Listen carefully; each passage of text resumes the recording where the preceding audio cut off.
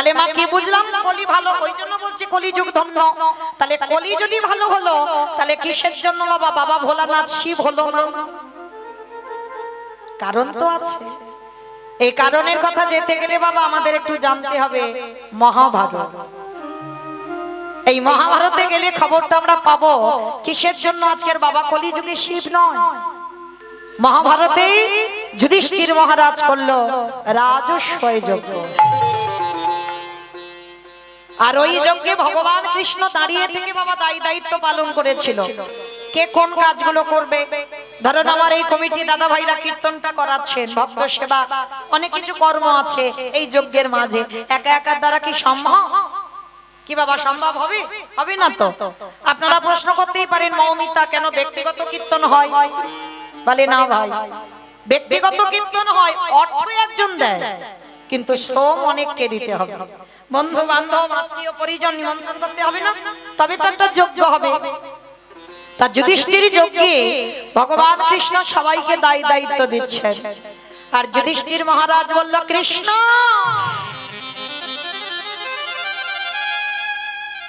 কৃষ্ণ তুমি তো সবাইকে দায়িত্ব দিচ্ছ, ও কৃষ্ণ তুমি নিজে কোনো দায়িত্ব পালন করবে না? ভগবান আমার একটু মুচকি হেসে বলছে কে বলেছে করব না?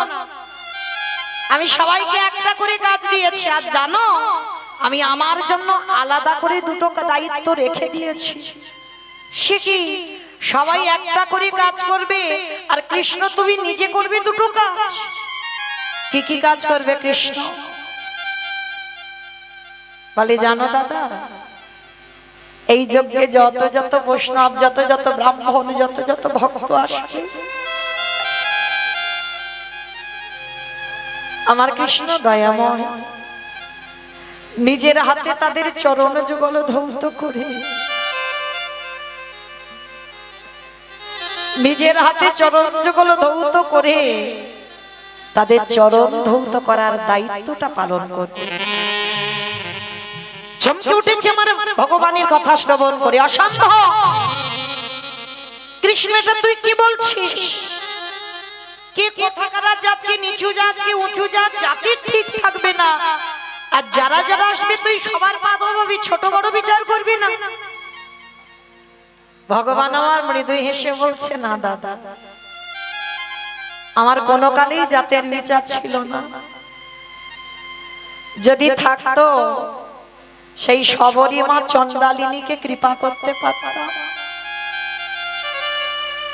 কি গো, আমরা বলি না এঁঠো কাপড়ে ভগবানের খেতে দেওয়া যায় না। আমি যে থালায় খাই সেই থালায় নাকি ভগবান খায় না। কি গো মায়েরা বলি না, এই ছুঁয়ো না ঠেকিও না, আছে না অনেকে করে না। আমার ভগবানকে ভালোবাসতে গেলে এইগুলো লাগে না বাবা। যদি লাগতো না, সেই শ্রীখণ্ডের মুকুন্দ সরকারের ছেলে রঘুনন্দন যে বিধান কলিযুগে চলছে বাবা, সেই বিধান গ্রন্থের দিকে তাকিয়ে দেখবেন কেউ করেনি। ভগবানকে ভালোবাসতে গেলে বাবা নিঃসংকোচে ভালোবাসতে হবে, হৃদয়ে কোনো বাধা থাকবে না।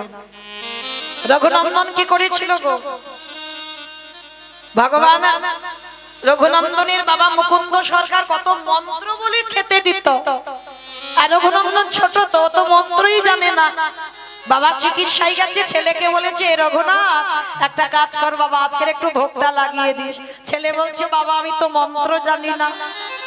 বলে মন্ত্রের দরকার হবে না, তুই শুধু একটু ডালাটা ধরে দিস, হতে হবে। আর রঘুনন্দন জানতো বাবা বুঝি খেতে দেয়, আর গোপীনাথ বসে বসে খায়। নাড়ুয়ার পায়েসের থালাটা নিয়ে রঘুনন্দন কি করেছিল? গোপীনাথের কাছে গিয়ে বলেছিল না খাবি না? কিরে বাবা অনেক অনেক মন্ত্র দিয়ে ডাকে ওই জন্য খাস, আর আমি মন্ত্র দিচ্ছি না বলে খাবি না? কত সোজা সরল ছেলে দেখো। ও খাবি কি করে? হাতে যদি ওই রকম একটা বাঁশি ধরা তাকে খাওয়া যায়, বাঁশিটা খুলে দিয়েছে, এবার তো খাচ্ছে না। পাথরের মূর্তি খায় কোনোদিন? কি রে এত করে বলছি খাবি না? ও আমারই ভুল হলো। ভালোবাসতে গেলে এইরকম ভালোবাসতে হবে। মাথাতে যদি অত বড় মুকুট বসানো থাকে খাওয়ানো যায়? মাথা থেকে ওই মুকুটটা খুলে দিয়েছে, এবার তো খাচ্ছে না। যখন খাচ্ছে না রঘুনন্দন ভাবলো আমি মন্ত্র বলিনি বলে বুঝি খাইনি। আর এমন গোপীনাথের চরণে বাবা মাথাটা ঠুকলো, রক্তে নদী বয়ে গেল। ভগবান পাথরের মূর্তি ত্যাগ করে রঘুনন্দনের হাত থেকে নাড়ু খেতে বাধ্য। শ্রী শ্রী রামকৃষ্ণ পরমহংসদেব দক্ষিণেশ্বর কালীবাড়িতে থাকতেন বাবা, কলিযুগে প্রমাণ। পায়খানায় বসেছে বাবা, আর পায়খানায় বসে কি করছে, ওই গঙ্গায় ভেসে যাচ্ছে একটা কচি শশা। তার শশাটা দেখে বাবা সঙ্গে সঙ্গে লোভ জন্মালো। কিসের লোভ? নিজে খাওয়ার জন্য না, মানে শশাটা এত সুন্দর ছোট কচি শশা। তা পায়খানা করতে করতে ঠাকুর মনে মনে ভাবছে, আহারে শশাটা ভেসে যাচ্ছে, যদি আমার মাকে খাওয়াতে পারতাম। সঙ্গে সঙ্গে ঠাকুর কি করেছে, ওই পায়খানা করা অবস্থাতে এক ঝাঁপ দিয়েছে গঙ্গায়, আর গঙ্গায় ঝাঁপ দিয়ে কচি শশাটা নিয়ে ছুটে গেল মা জগৎ জননী ভবতারী। কি গো মায়েরা, ঠাকুরের বাৎসরিক জ্ঞান হারিয়ে ফেলেছে যে পায়খানা করা অবস্থায় আছে। ভালোবাসতে গেলে এইভাবে ভালোবাসো। সবরই মা ভালোবাসতো, একটা করে ফল খেত, যেটা টক, যেটা তিতো, যেটা মিষ্টি, সেটা নিজে খেত। আর যেটা খুব সুস্বাদু, খুব স্বাদ হয়েছে, পেকে গেছে গাছে, সেই সুস্বাদু ফল অর্ধেকটা খেয়ে দেখতো, যদি ভালো লাগতো স্বাদ, সেইটা আমার রামচন্দ্রের জন্য তুলে রাখতো। এদের বলে ভালোবাসা। তাহলে আজকের ভগবান বলছে, কোন কালেই আমার জাতির বিচার ছিল না, কোন ক্ষণেই আমার জাতির বিচার ছিল না।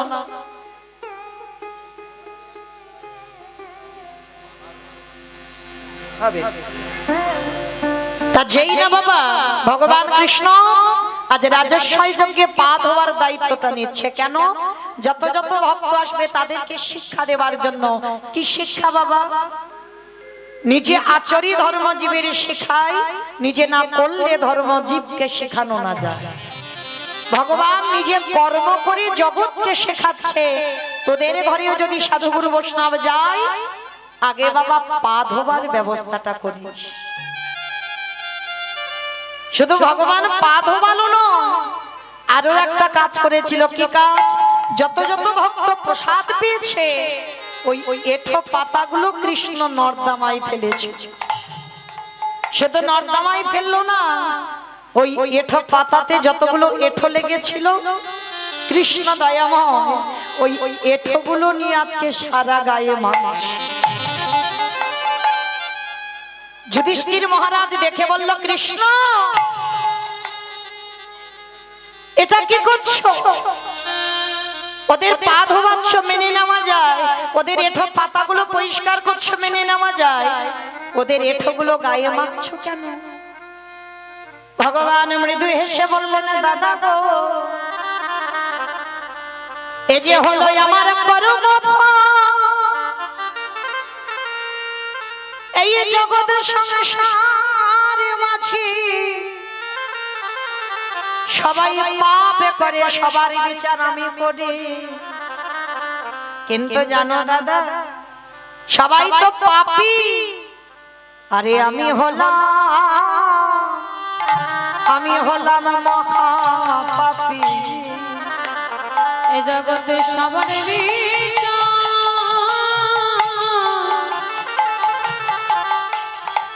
সবার বিচার করি বটে, কিন্তু আমি হলাম মহাপাপী। বেশ, তাহলে আজকের বাবা সেই ভগবান নিজেকে মহাপাপী বলল কেন? না, অপরাধ করে ফেলেছিল, যার জন্য রাজস্বই যজ্ঞে এই তিনটে কাজ করছে। কি অপরাধ? না, ত্রেতা যুগে রাবণ রাজাকে বধ করেছিল রঘুপতি রামচন্দ্র। আর রাবণকে বধ করে মাথা থেকে পায়ের নখ পর্যন্ত বাবা পাপী হয়ে গেল। আর সেই পাপ কবে ধৌত করলো? যুধিষ্ঠির রাজস্বই যজ্ঞে। তাহলে মায়েরা আজকে সেই রাজস্বই যজ্ঞে কি করছে ভগবান কৃষ্ণ? দরজায় দাঁড়িয়ে আছে বাবা অগ্নিদেব, পবনদেব, বরুণদেব, ইন্দ্র, ইন্দ্রাণী, ব্রহ্মা, সাবিত্রী, শিব, দুর্গা সব পরপর লাইনে আছে। আর কৃষ্ণ একে একে পা ধোয়ায় আর যজ্ঞের ভিতরে প্রবেশ করায়। জগৎ জননী মা দুর্গা প্রাণনাথকে ডাকছে, প্রাণনাথ,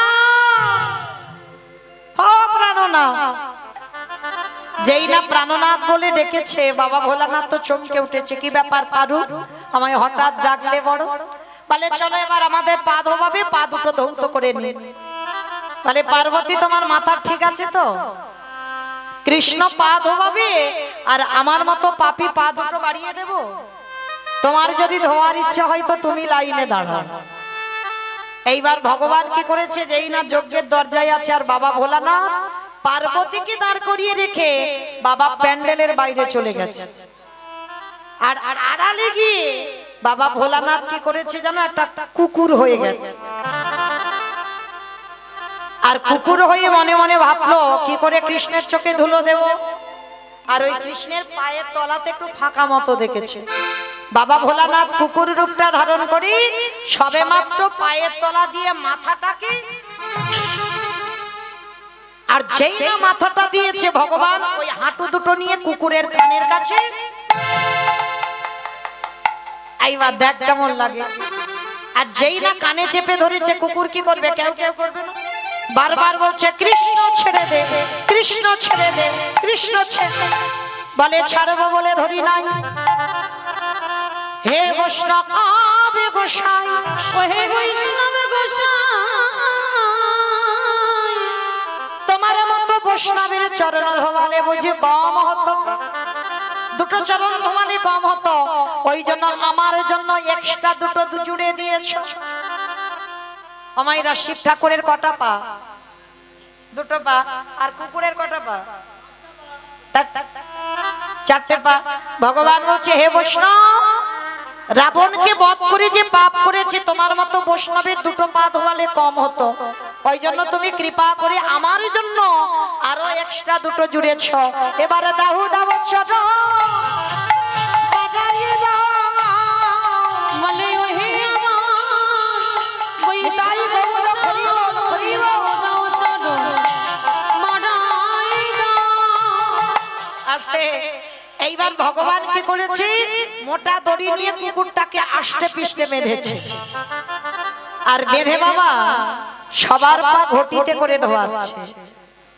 আর বৈষ্ণবের বেলা কি করেছে জানো?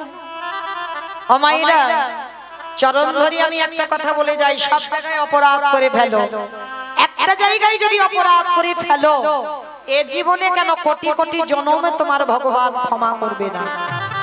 ভগবান নিজের মাকে ক্ষমা করেনি, ওই জায়গায় অপরাধ করেছিল বলে। সে জায়গাটা কোথায় জানো? বৈষ্ণবে দাঁড়িয়ে যদি হয় ক্ষুদ্র অপরাধ, মহা মহা ভজনেতে পড়ে যায় বাবা, পড়ে যায় বা বৈষ্ণব অপরাধ করে যে বা গঙ্গা স্নানে যায়, গঙ্গা স্নানে যায়, পতিত পাবনে গঙ্গা তারে দেখে দূরে সরে যায়, সরে যায়, বৈষ্ণবে দেখে যে বা নানো মায়ে মুন্ড, তারি মুন্ড পড়ে যায় নরকের কুণ্ড।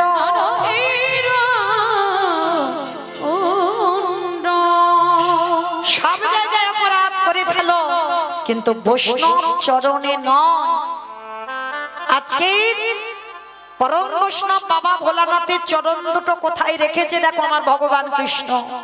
সবার পা ধোয়াচ্ছে ঘটিতে করে জল দিয়ে। আর বাবা ভোলানাথ কুকুর হয়েছে যখন কি করেছে জানো? খালে বিলি নদী নালারে জলে নয়, কৃষ্ণ দয়াময় ওই কুকুর রূপে ভোলানাথের চরণ চারটে বুকে ধরে ভগবানে আমারে কি করে যা আজ চোখের জলে চলো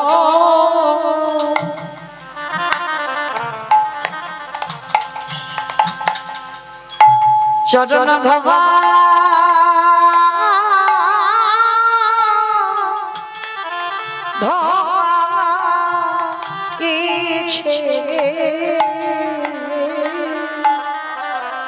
হে বৈষ্ণবী কৃপা নিতাই গৌর প্রেমানন্দে হরি বল হরি বল হরি বল।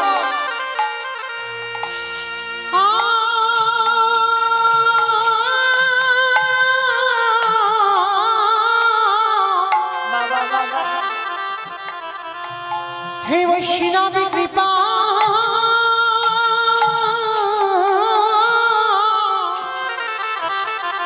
কৃপা করো মনে আজ চোখের জলে চরণ চরণ ধোয়া ধোয়াইছে ওই কুকুর রূপী ভোলানাথ বলল কৃষ্ণ রে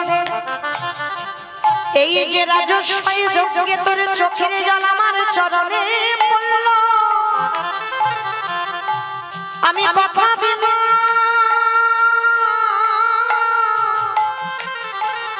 আগত কলিযুগে আমি আর শিব হব না আমি হব অদ্বৈত আচার্য গোসাই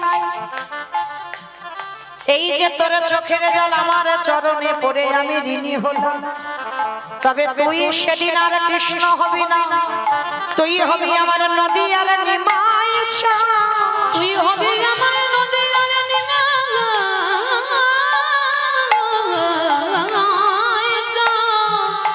ওরে 12 বৎসর তুলসী ভাষায় তোকে আহ্বান করব পৃথিবীতে কারোর ডাকে নয় আমার ডাকে তোকে আসতে হবে আর আমার ডাকে যখন আসবি নদী আর মাটিতে আমি শান্তিপুর থেকে তোর সঙ্গে দেখা করতে যাব যেদিন দুজনে মুখোমুখি হব আজ যেমন তোর চোখের জল আমার চরণে পড়ে ঋণী হয়ে গেলাম যেদিন তোর সঙ্গে প্রথম সাক্ষাৎ হবে সেই দিন আমি কি করব জানিস ওরে চোখের জলে চরণ আমি ধোয়াইব যেদিন নদী নিতাই গৌর হরি বল হরি বল। চোখের জলে চরণ ধোয়াইব সেদিন কেঁদেরি শোধ করিব আমি এই প্রতিজ্ঞা করে রাখলাম আমি সেদিন কেঁদেরি শোধ করিব এই প্রতিজ্ঞা করে রাখলাম সেদিন ওই চরণে জানাই রাখিব যেদিন নদী আছে নিমাই হবে সেদিন চরণ ছাড়া করিস না নদী আছে নিতাই গৌর হরি বল। নিমাই হবে আমি এমনি করে চরণ ধোয়াইব বেশ তাহলে মায়েরা পরিষ্কার বোঝা গেল যার জন্য কলিযুগে শিব না হয়ে অদ্বৈত আচার্য গোসাই হলো আর সেই অদ্বৈত আচার্যের ডাকে কৃষ্ণ গৌর হলো আর হয়ে কি করছে গো কেহ বলে পুরাবিতি রাবণ বধিলা কেহ বলে পুরবেদী অমা উলু কই উলু নেই হরিবাসরে মাঠে খুঁজতে গেছো একটু জোরে প্রেম সে কেহ বলে পুরাবিতি রাবণ বধিলা কেহ বলে পুরবেদী আমার গোড়ারি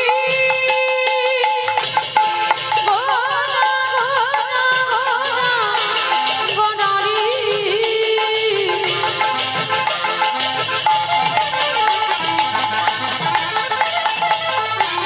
গোড়া গোড়া গোড়া নিতাই গৌর হরি বল হরি বল। গোড়া গোড়ারি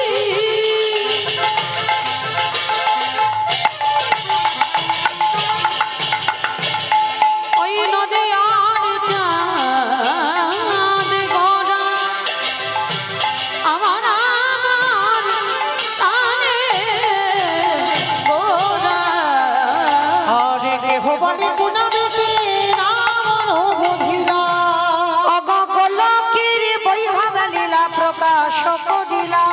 গোলকের বৈভব লীলা প্রকাশ করিলা ওগো গোলকের বৈভব লীলা প্রকাশ করিলা গোলকের বৈভব লীলা প্রকাশ করিলা শ্রী রাধার ভাবে গোদায় অবতার শ্রী রাধার ভাবে গোরা অবতার হরে শ্রী রাধাতে ভাবে গোদায় অবতার ওই শ্রী রাধার ভাবে গোরা অবতার ওগো হরে কৃষ্ণ নামে গো করিলা প্রচার হরে কৃষ্ণ নামে গৌর করিলা প্রচার ওগো হরে কৃষ্ণ নামে গৌর হরিলা প্রচার এইবারে লীলা প্রকাশ হলো এইবারে লীলা প্রকাশ হলো এইবারে লীলা প্রকাশ হলো এইবারে লীলা প্রকাশ হলো গোলকের বৈভবে লীলা প্রকাশ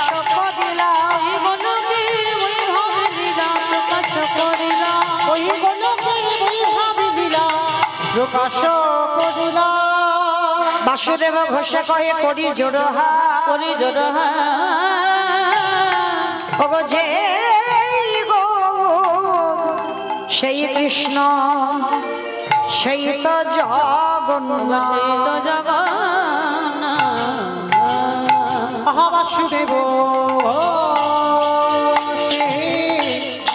কহে জনিতাই চলুন এবার আমরা যাব সবাই মধুমাস ধাম বৃন্দাবন ধাম তো এতক্ষণ রইলাম নবদ্বীপে মা সবাই মিলে একবার বলেন গৌর সুন্দরী কি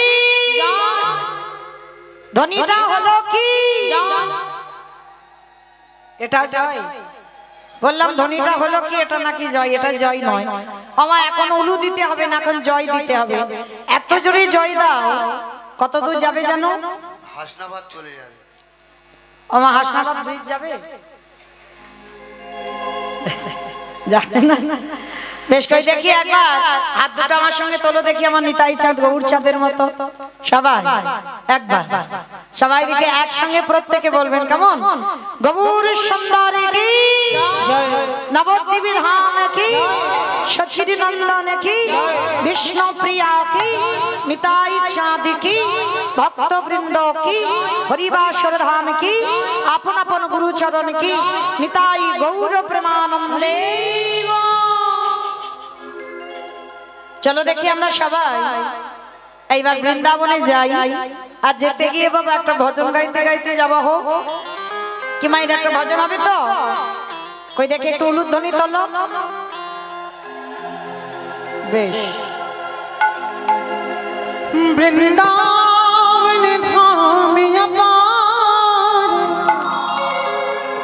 জপে যারা রাধে রাধে ও রাধে अलवेली सरकार जपे जा राधे राधे বৃন্দাবন ধাম अपार जपे जा राधे राधे राधे अलवेली सरकार जपे जा राधे राधे वृंदावन धाम अपार जपे जा राधे राधे हे अलवेली सरकार जपे जा राधे राधे वृंदावन धाम अपार जपे जा राधे राधे राधे अलवेली सरकार जपे जा राधे राधे जपे जा राधे राधे भागे जा राधे राधे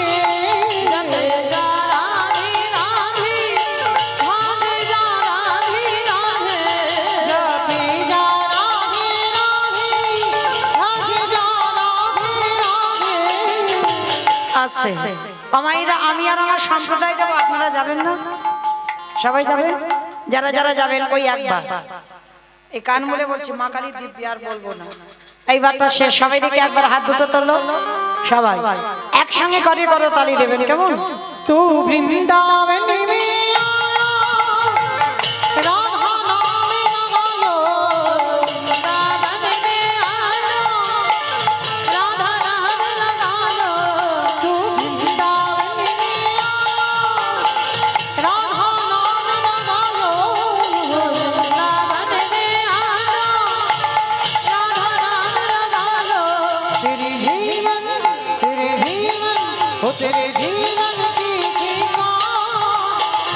जा राधे राधे ओ राधे अली मेरी सरकार जपे जा राधे राधे जय जय राधे राधे राधे राधे राधे राधे ও রাধে রাধে राधे राधे আমার বলছো রাধে রাধে সব মনে মনে বলছো কিন্তু জোরে জোরে বলতে হবে আমার সঙ্গে কেমন ওই হাত দুটো তোরে বলো দেখি শুধু একটা কথা বলে দিই মা যদি সকাল থেকে যদি কেউ হা কৃষ্ণ বলে কাঁদো আমার ভগবান কৃষ্ণ কি করবে জানো শেষের সময় চিত্রগুপ্ত বিচিত্রগুপ্তকে ডেকে বলবে খাতাটা দেখ তো দেখি ও ধরাই কি করেছে কিন্তু কেউ যদি রাধা চরণের দাস হয় সারা দিনের মধ্যে যদি রাধা নাম জপ করতে পারে তার অন্তিমে বিচার হয় না মা রাধারানী এত করুণাময়ী এত কৃপাময়ী এত প্রেমময়ী একেবারে তাকে চরণে ঠাই দিয়ে তার কোনো বিচার করে না তাহলে চলো দেখি একবার হাত দুটো তোলো সবাই